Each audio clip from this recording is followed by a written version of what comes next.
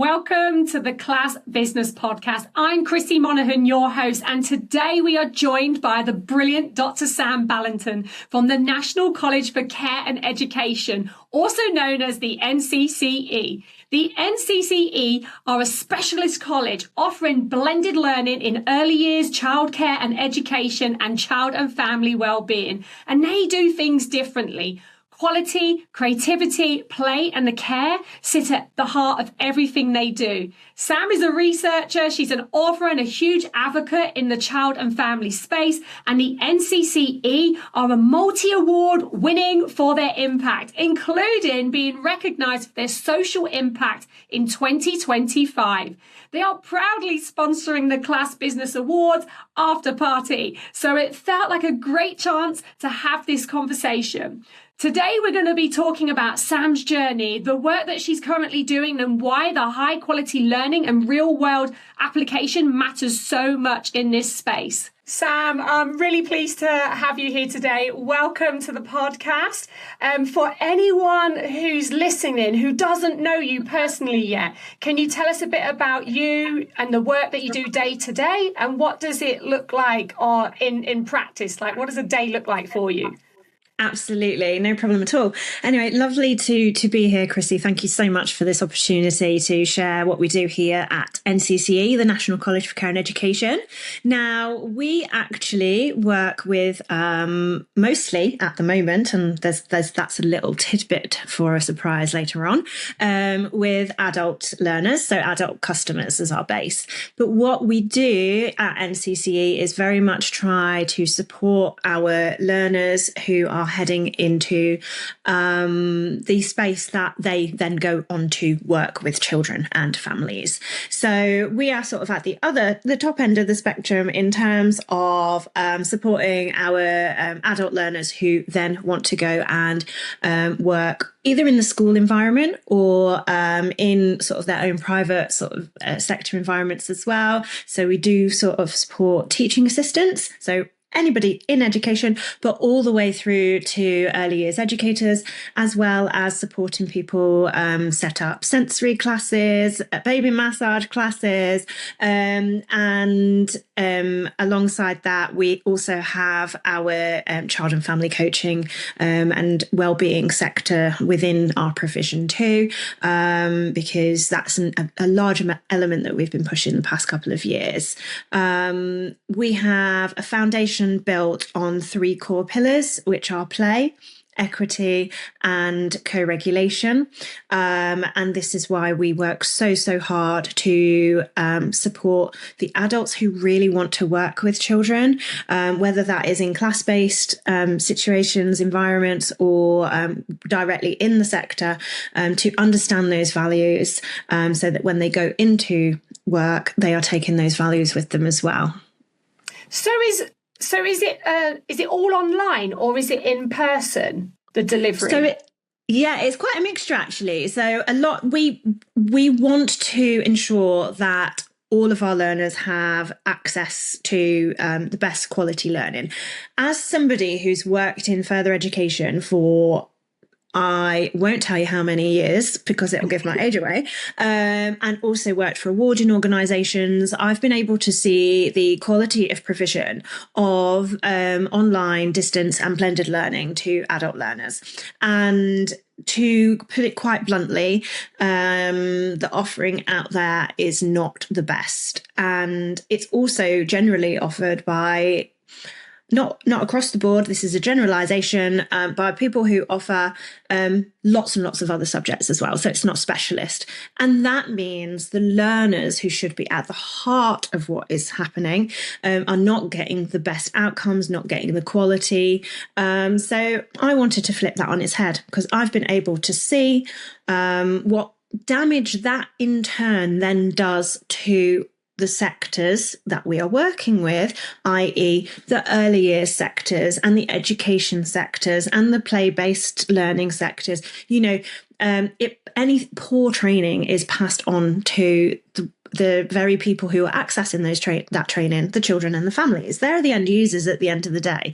So, you know, they're who we want to be thinking about as the longer term goal. So we offer a blended route, which means it's accessible for anybody working in the UK or living in the UK, so that we can support them both within their to help them complete their practical studies on site. So we have assessors across the country to support them.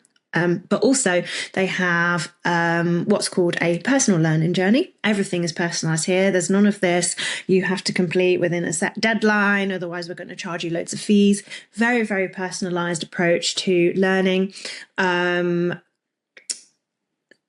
So that they can access whenever they need around their work, around their children, around their hobbies and their interests. All of this matters. And so it's all for them. So it all takes place in a blended approach. So they come online, they visit us online, they see us online, they learn online, they have Zoom live sessions online, tutorials online, group tutorials, one-to-one tutorials, but then we visit them as well in their location. Wow, that's epic. That was a very long answer to a simple question. I do apologise for that. That's pretty epic. So obviously you started somewhere. So hang on, let's rewind right back to so how long has the business been going? And take us back to when you first started, because you must have just started like a small spot and then obviously grew. Tiny, absolutely tiny. So 6 years ago. Nearly 7, I think, actually. So as I said, I saw this massive gap in quality, which was having an impact in everything else that was happening along the way. Working with people who wanted to work with children and families, quality has got to be at the top, because although our customers are technically the people that we're supplying the courses to, actually we need to make sure that they're the end user is in fact the children and families they're going on to work with. And I could see this huge gap in quality provision. It just wasn't there, not globally. So it was time to put something into place. And the perfect time apparently to start a business is several months before COVID, and just as you're about to embark on a PhD, because why not? You're just going to do everything at once, right? If you're going to do something, you might as well go all in. So all in, I went in September 2019, survived COVID, which was quite traumatic, but actually it gave some sort of breathing space to help, because I don't think I got my first enrollment because of all the setup processes. I don't think I got my first enrollment until maybe January, February of 2020. And then off we go. COVID comes along, lockdown comes along. But actually we survived that. If we can survive that, we can survive anything. I'm at that stage. Very much one-man band for 3 years or so before I started bringing on tutors on board to support me. It's sort of grown from there. We started with just sort of delivering, regulated qualifications for early years educators, for teaching assistants. A couple of years ago, well, more than a couple of years ago now, about 3 years ago, I recognised quite a large gap in the market. I mentioned that play and co-regulation and equity are my core pillars of everything that we do. And that was very much embedded into the courses that we're running. But these were regulated courses that were, I couldn't design what the courses were. We had to follow what the government prescribed, what the awarding bodies told us we needed to do. But there was nothing for therapeutic work with children and families and therapeutic coaching, using play as an actual tool to support children and families. And that is something that I'm really, really passionate about. And so I decided, because I do this, to fill a gap. Look, there's another gap, I'm going to fill it.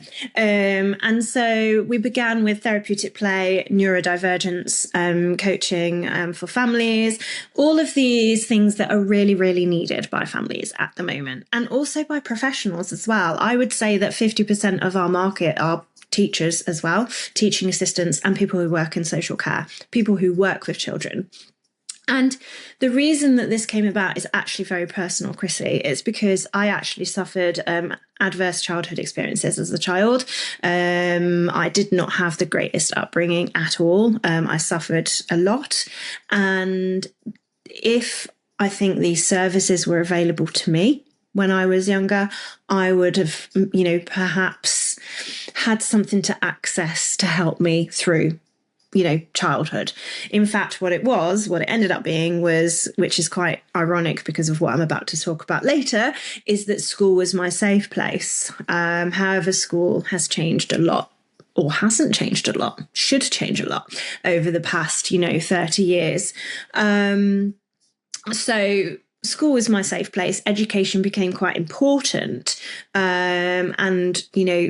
I value education and what that can give to others. However, I don't think that the education that we have at the moment is very, very fully fit for purpose, not for everybody, especially having a neurodivergent child.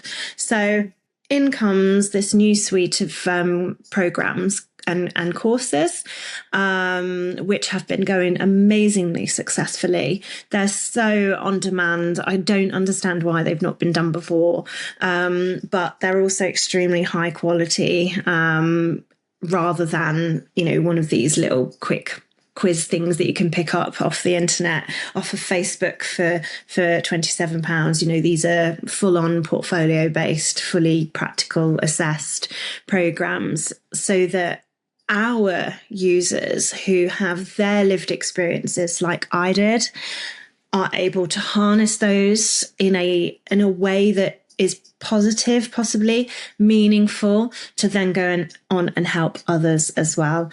So that's the journey of where we've sort of moved through. Where we're at now is that we are about to launch, and this is actually the first time I'm putting this out publicly of what this is, NCCE Explore.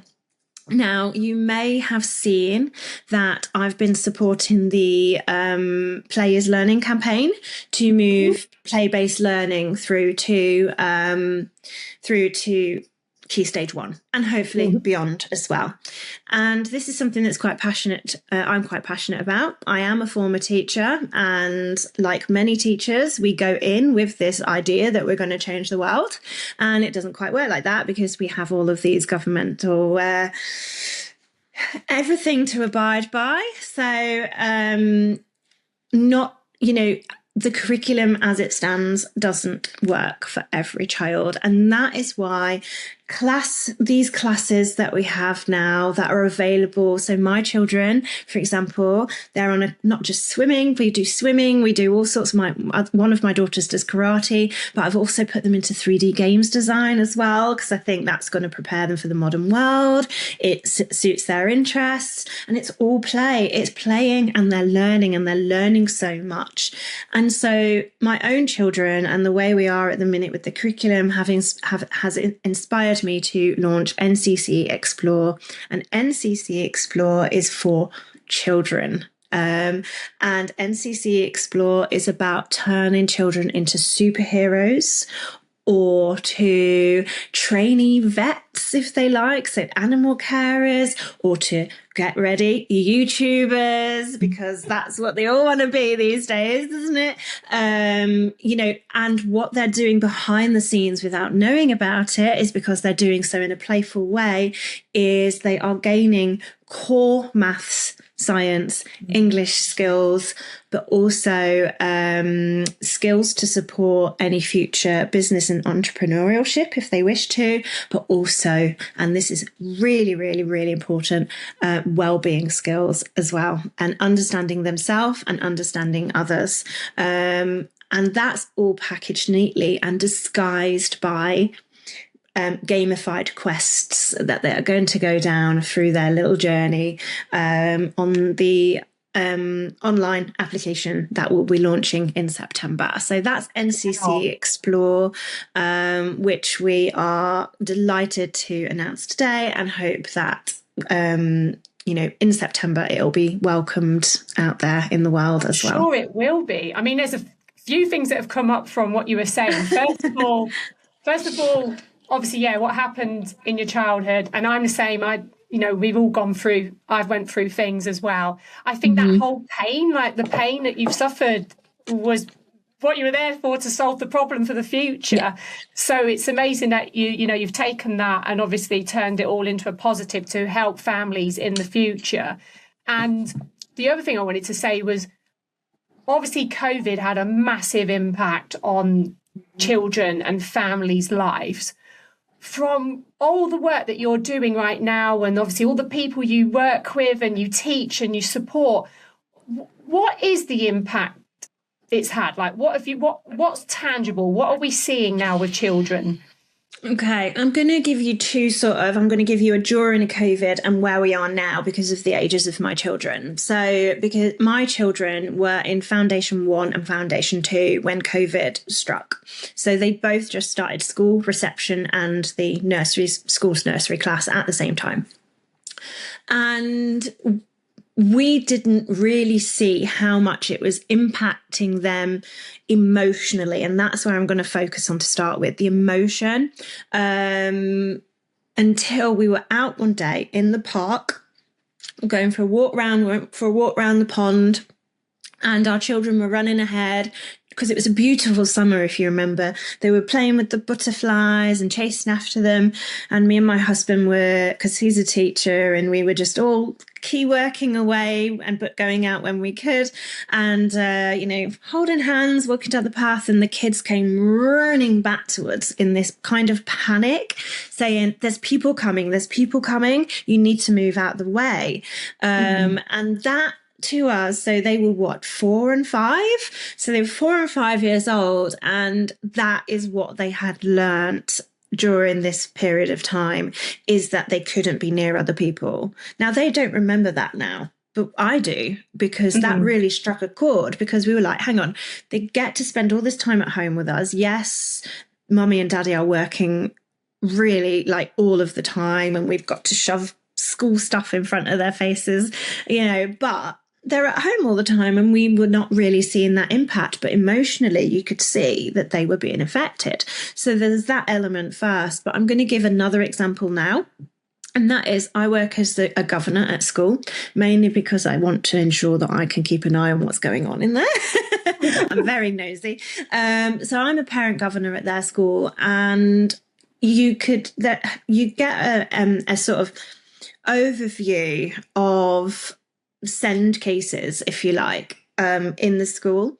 And the current year 6, which is the year that my eldest daughter is in now, were the reception year, which meant they missed all of that foundational learning because they were not in school. They have the highest, by far double the amount of SEN needs, whether that be behavioural, but a lot speech and language. And that is where I think we are seeing now the repercussions. And those children are, in September, going to go into secondary school. And I would say that a high proportion of them are not ready in the same way we would expect year 6s to usually be ready. So it's only really now that we are seeing that transition impact, as that age group are the age group about to go into secondary school, and they are not ready for it. And I suppose you're also seeing a lot of teachers and, the people that are, doing your courses and stuff, needing the tools, because they need the tools to equip them to help these children. Absolutely. So we have a lot of people come in, especially now at the moment. Our neurodivergency course is, I would say, has overtaken our therapeutic play recently, because there's just been that much more understanding of the different diverse needs that families have, that children have, the fact that there's a huge backlog on support as well. So a lot of our customers are teaching assistants, teachers, social care workers, because they're coming to understand that they need the additional understanding and the learning and the training. So from all my, one of my master's degrees is in psychotherapy. And I'm and counselling, and also infant mental health is another. And I'm putting all of this into the courses that I'm giving to people, so they can take that knowledge, use it within their own roles to then, of course, go on to support the children and families that they work with. And that is the ripple effect that we are having. It's small, but these ripples, they make waves. They will make the waves. Totally.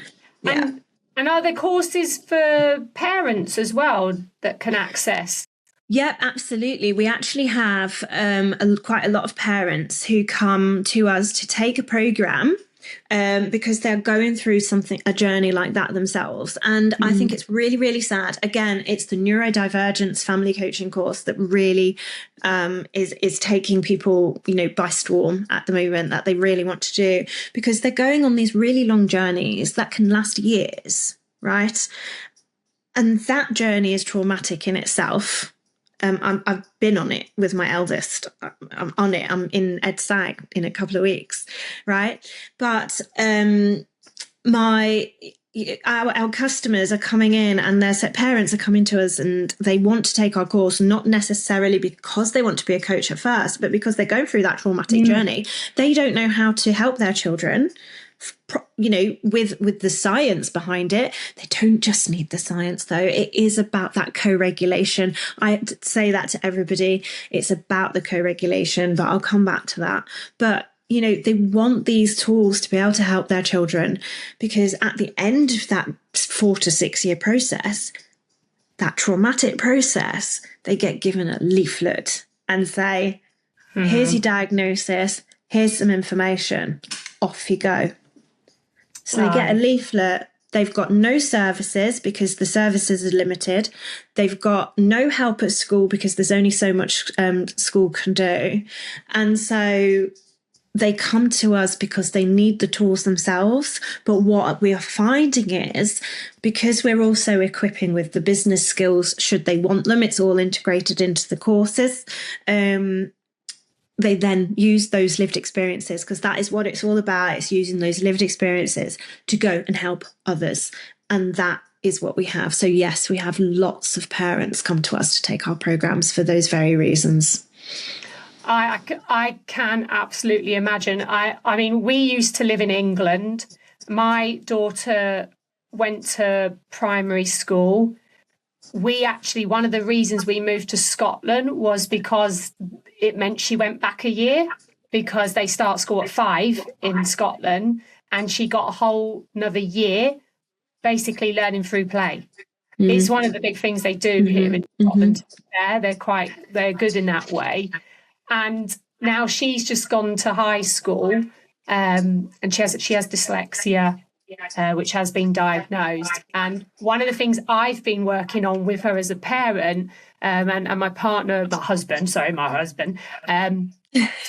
that I'm really keen to develop skills and skill stacker for life, because once you learn the different skills, it can't take them away from you. So when you said about becoming a YouTuber and all of that type of stuff, that's what we're doing. We're how to market a business, what would you do to build a website, what would you put on? That's the type of stuff I'm trying to equip her with, because obviously she's in the system and I've got to go with the said system.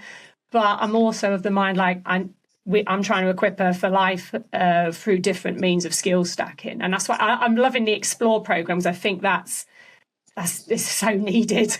It's so needed. I think, that is very much why, obviously, again, everything I do is influenced either by something I've been through personally or something that I'm seeing with my own children, because I think you shouldn't go into anything blindly. You've got to have some kind of experience and knowledge. Otherwise, you can't have the empathy for the people that you're working with. So, that is why 3D games design, that's what my children are interested in. So that's what they're going through. That's what they're working towards. It's like I'm forcing 3D game design onto you. That's not what's happening at all. But yeah, and now they've expressed that they want to do these other bits and pieces as well. And I'm all for it. Okay, I'm all for it because we are in a world that is moving fast, and school, traditional education is not keeping up. And this is why the Players Learning campaign is so important as a start point, because that helps in school because of all those amazing skills that they're getting through play, through exploration, investigation, but also in terms of the fact that we are in this huge digital age, this fear, for example, of AI, I understand those fears, I get it, but we cannot hold our children back either. So we have to be able to safely, as parents, help our children navigate this digital world, a world that is online, a world that is social media based, but while making sure that we restrict, of course, the screen time. And this is why these classes externally from school are so valuable. They're so valuable because I feel like those types of things are giving my children so much more confidence than going to school itself. And actually, for my eldest daughter, who has a diagnosis and is going for a little bit more, which is why we're in ed psych at the moment, her confidence has come round twofold since, I've really actually listened more closely to what her interests are and supported them. I mean, she does keep saying she wants to be a YouTuber.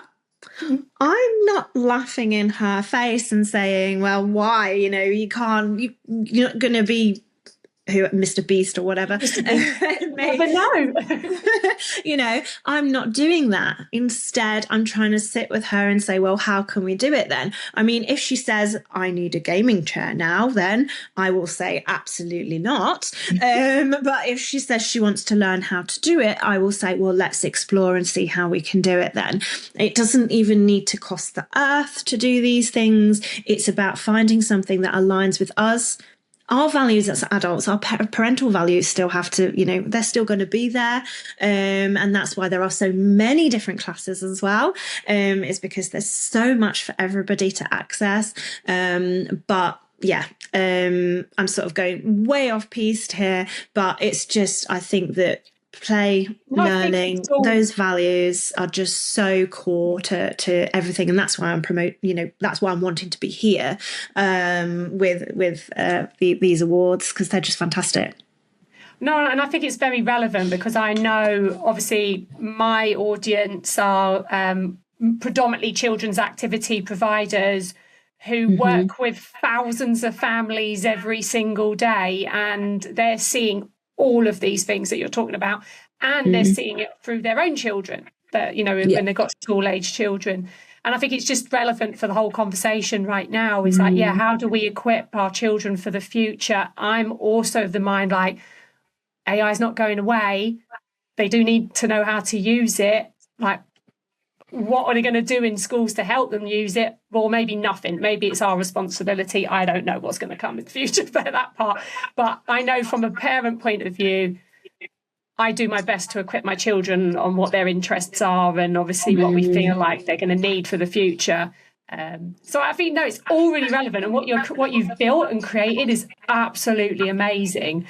I'm so excited that you've come on board because I feel like there's a lot that we can do together in the future for sure. And you've won awards for social impact. That's right. Yeah. So tell us about your awards experience. So in last year, it's very, very recent. So in December, I went to the UK Business Awards in Birmingham, and it was very, very exciting. It was very glamorous indeed, and it was very outside of my husband's comfort zone, for sure. We were against thousands of other people. Wow. And just to sort of have the countdown, the top 10, and it got to sort of 2, and you just kind of have that, I wasn't even recognized in the top 10, and all of this I try and do, and then it announced my organization at the top, and it's not a showy offy thing. It's about the recognition that you have actually made a difference to somebody somewhere. And I think that is what I'm most proud of, is the fact that, it's about those ripples to waves. I started out as one person, really, I still am, but I have this amazing freelance team around me who are absolutely brilliant. And they are just, as important to me as my learners and as the children we go on to serve and their families, but to be able to go and accept that on behalf of my team, on behalf of all of our learners, everybody we work with, but social impact, and just the fact that to be recognized that we're making a social impact, and that is through our coaching, our learning, our teaching, is because we are giving people the skills to look at play and how that really is valuable, working with families on their co-regulation, because I think that's another area that has been lost in society through societal changes.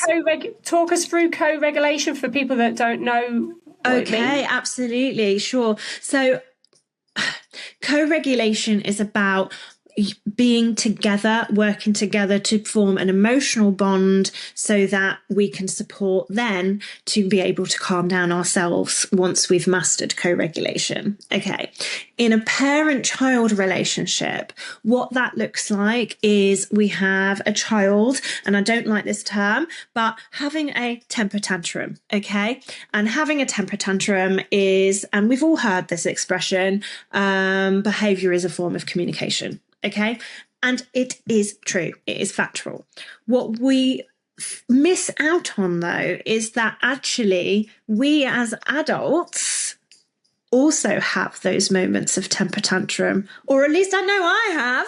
I definitely have. And so what we instill very much is the fact that we need to find that way to and every family is different. It's about re-bringing together that bond between children and their parent or their primary carer, because as I sort of started to allude to earlier, I think a lot of that has been lost in society with our busyness that we have at the moment. Everything is just a rush. It's a rat race that we're in.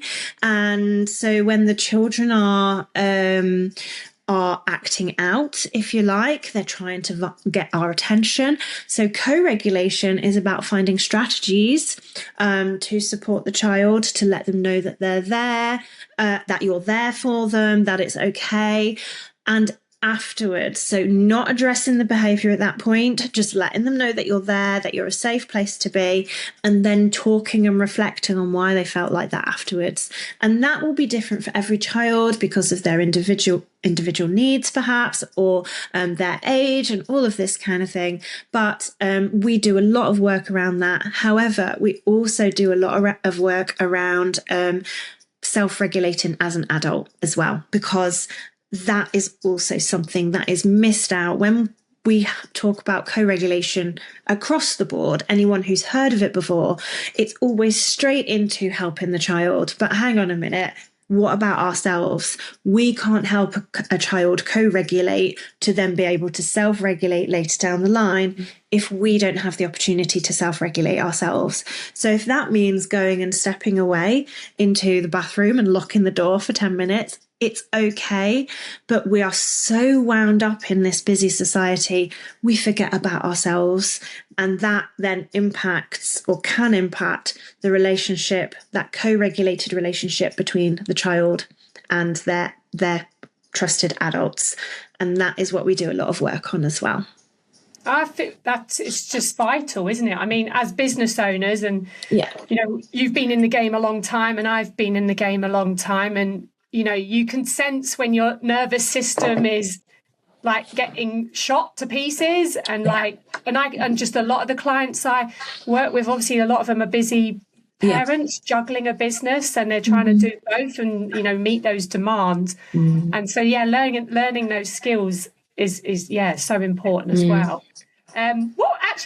What one piece of advice would you give to a business owner who is looking to support the children that they're working with? What advice would you give them? I'm going to start with the business owner themselves and how they can look after themselves first. And that would very much be, I think one tip for anybody going into a business, starting a business, any of your clients here, would be something called time blocking. And I bet they've all heard of it. And I bet they've all thought, I will do that.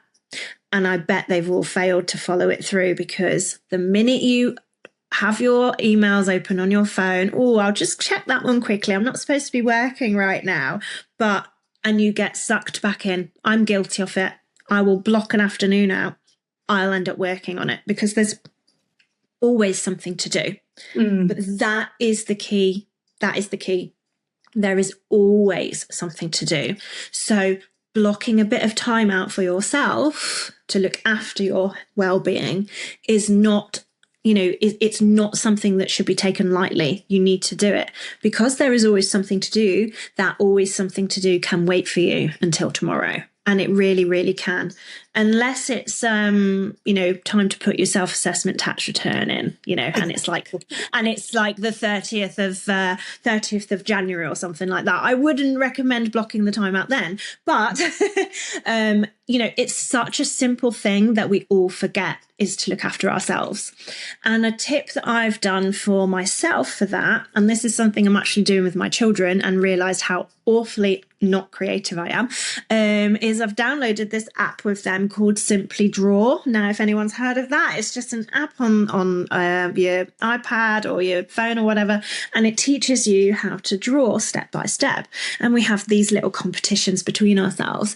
What that's done is given me time completely away from business and work, and time either with my children or separately. The other day, I learned how to draw a gecko. My gecko was very fat and it had a very short tail, so it was terrible. But my children, bless them, said it was wonderful, which I love. But I was so focused on the activity that I was doing that was nothing to do with work, that it gave me a time to reset. So that's the first tip I'm going to give. In terms of any of the clients working with the children and talking about co-regulation, it's about giving every child that they're going to work with is different. So these strategies are all going to be different, and it's about knowing their children that they're working with.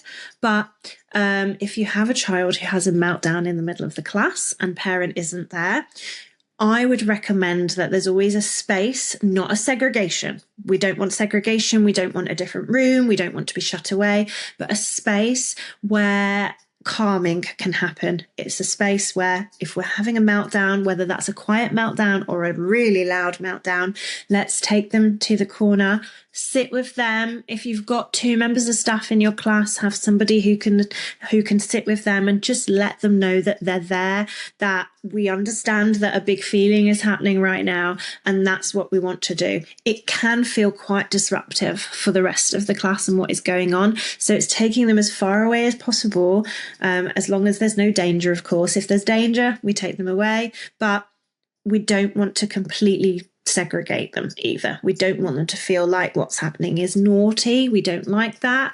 But what we do want is to let them know that their feeling is valid. It's okay. And it's afterwards that we address what the behaviour was about. We can reflect on that and how we might be able to handle it differently next time. It is very, very much about knowing that in a class situation that they're in a safe space. So they're safe when everything is going well, but they're safe when things are not going so well as well. That's great tips there. And obviously, because like the children you are getting so many mixed children coming into classes. It is a lot different from years ago when I was teaching, and I remember it when COVID, because I was teaching in COVID. And I used to just, there were some classes where I would just laugh. Like the kids would just like run around. I'm like, okay, we've lost control. Let's just like, have a laugh. Let them do their thing, and then we'll just regroup, because there was just no point. It's trying to like put a sausage, isn't it, through a machine when you're like, there's no point. We're just going to hit brick wall here. So we just work together. So obviously, exciting plans coming for you this year, but the biggest one is your launch in September for the Explorers program. Absolutely. So our next big product is NCCE Explore, and it's going to be a gamified, points-based, challenge-based system. We're focusing on the age range 8 to 13 because we think, that's a nice sort of age range to start with. It's not supposed to be replacing any kind of curriculum or anything like that. What we want to do is bring confidence back into learning, and throughout the journey, the parents are going to get sort of the sort of what we call the parent side. So the parent side, they'll see, oh, they've done these math skills and these science skills and these wellbeing skills and these literacy skills through this 6-week block. So we're going to have 6-week blocks of challenges. Whereas the child side, they don't see any of that. They see quests, they're going to design a magical world, something like that. But they're going to be able to demonstrate all of these different skills in different ways. And I think the most unique thing about it all, apart from the fact that they get, because we got lots of apps with challenges and points and things like that, they're also going to be able to gain certificates from the AQA's unit accreditation system as well. So, and don't children just love a good certificate? Absolutely. It's a nice certificate saying what they've achieved at every step of the way from an awarding body, which is just amazing. We are so excited about what this can offer to children, and it will be available at any time. So it really will attract them to some of the home educated community, as well as the school-based community as well, after school, and it won't be so much as jumping on the iPad and doom scrolling, let's say, through YouTube Shorts and all the stuff that's coming out of there right now. And it's going to be much more, look at this amazing thing I've been able to do. And they're actually going through a full learning experience without even knowing it, which I'm very excited about. Can't wait to see that launch in September. And obviously, being part of the Class Business Awards, we're so excited to have you with us, and thank you so much for sponsoring the after party, where obviously we'll let our hair down and we'll have some fun. But obviously, what sparked your interest about being part of what I'm building? Because this is the first time we've really met each other, so I'm really interested to see what sparked your interest. So obviously I do not currently run a class for kids, but that is in the future. However, it wasn't even that sort of sparked my interest. What sparked my interest is the fact that, firstly, from a business perspective, I work with lots of adults who go on to work with children. And I think that what you have here is the fact that learning happens not just in school. And I think that is such an important value that I am trying to push to all of my own audience. So the fact that I can have the opportunity to sort of be part of this and share, look at all of these amazing experiences, everything that's happening with the Players Learning campaign, that's all amazing. So it's really huge, passionate of mine, but also seeing the difference in my own children. So from a very, very personal perspective, the fact that they are able to access classes outside of school, and the confidence that has grown by doing something that they love, that they are learning some pretty impressive skills without being at school, right? That is really what's drawn me to this. I think it's absolutely incredible. And I'm I feel privileged and excited to be a part of it. Oh, thank you so much for coming on the adventure with us, because it's going to be an adventure. I've absolutely loved today's conversation. I think we probably could talk for hours about all the things that are going on with children right now.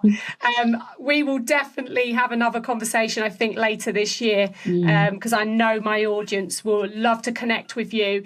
I will put all the details, everyone, so you can go and connect with Sam via all her little other channels and the website, and obviously find out what she's offering. And it maybe there's some courses there that you guys can jump on as well, and access to improve your provision that you're offering. So if you've loved this conversation today and it's resonated with you, please comment, like, and share it with a fellow business owner, because I'm sure they will love to hear what Sam's been talking about today. So thank you so much for your time, Sam, today. It's been brilliant to have you.